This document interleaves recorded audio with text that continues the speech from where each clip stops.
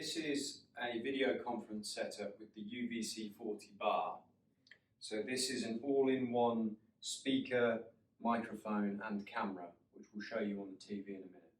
There's a 60-inch TV on the wall, and in the ceiling there is a micro PC which is connected to this keyboard and mouse, and we're going to do a quick login and then we'll switch over to a screen recording for you so you can see what it's like on the TV.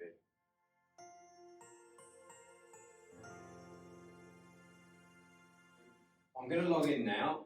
This will be with a generic account such as meeting room 1 so that you can log in and join the meeting. I'll just show you the camera quickly, and again we will show you on the screen recording here. Okay, so we're logged into the computer now, and this is Windows operating system. So any applications that natively support Windows, such as Teams, Zoom, WebEx, all of those will be supported on this platform, and they'll use the UVC video bar as a microphone, speaker and camera. Here you can see we've got Microsoft Teams signed in, also got Zoom, and it will also support VoIP applications such as 3CX and Ring Central.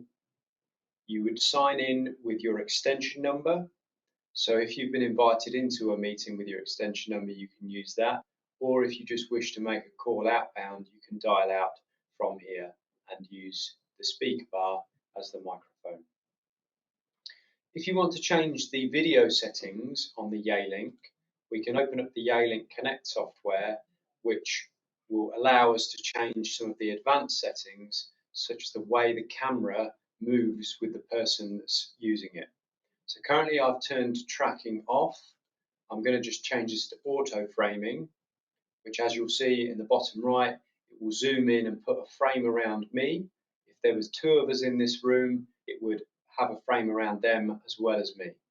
Alternatively, if you've got multiple people in the room and you want it to zoom in on the person that's speaking, we can change it to speaker tracking, which will basically follow a person around the room as they're talking.